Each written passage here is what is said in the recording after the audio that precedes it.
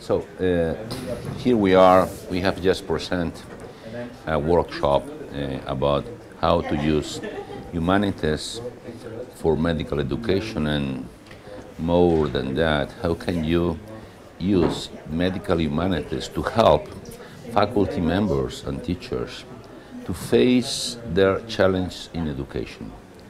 And it was a very interesting workshop, 1 hour and a half, 90 minutes workshop.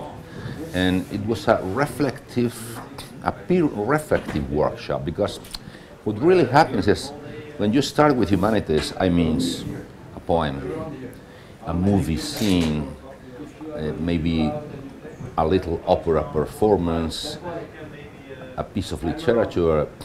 So the arts, when you start with that, it seems like it makes a connection.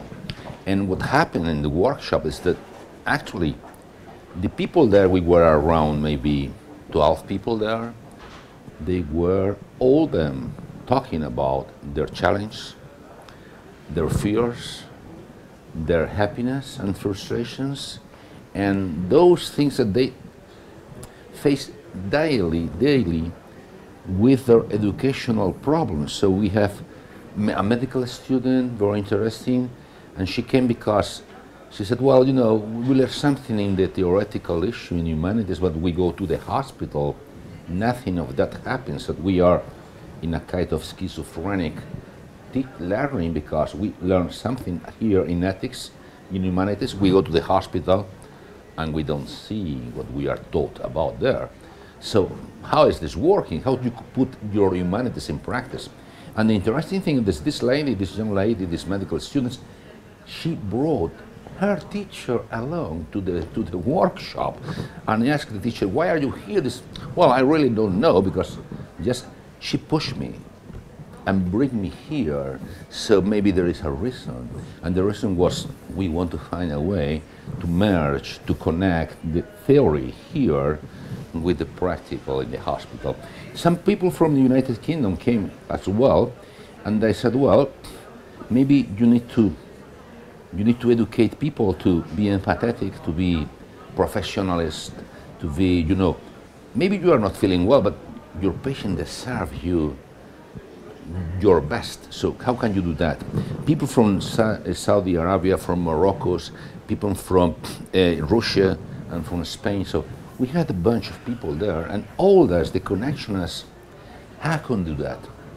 And someone said, well, I think medicine is a vocation. And an Italian country doctor said, well, it's a vocation, but you know, 70 years ago, if you didn't have this vocation, you can't be a doctor. Today, everyone can be a doctor. You can hide beside the technology. You don't need to face the patient, so you can be a doctor. So the point is, how can we choose the right students to get into medical school? People from here, from France, professors from France said, well, you know, it's different to be empathetic than to be sympathetic. And that's true, but the other issue that raised up there was why the students decline in the empathy score during the medical training. And they said, well, someone said, well, you know, they detach from suffering, from patients' emotions, from patients dying, because they are not able to manage their own emotions. So this is another issue. As teachers, as role models, as professors in medicine, we need to educate, or to help students to educate their own emotions, so managing that first, they will be able to cope with patients suffering and emotion as well.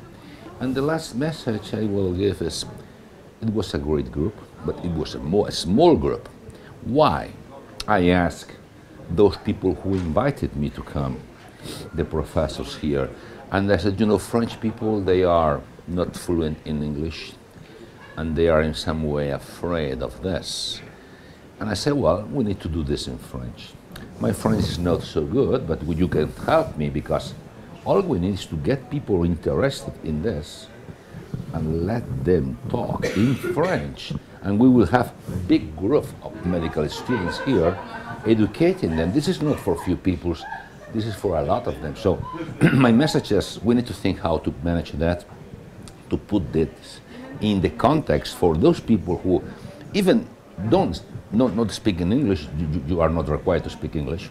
I am not English, I'm from Brazil, I'm originally from Spain, so you need to do that in your own language. You need to educate people in French, so we can try to do this next year, maybe here or another way, in French, and engage more people. So this is my last message. Think about that.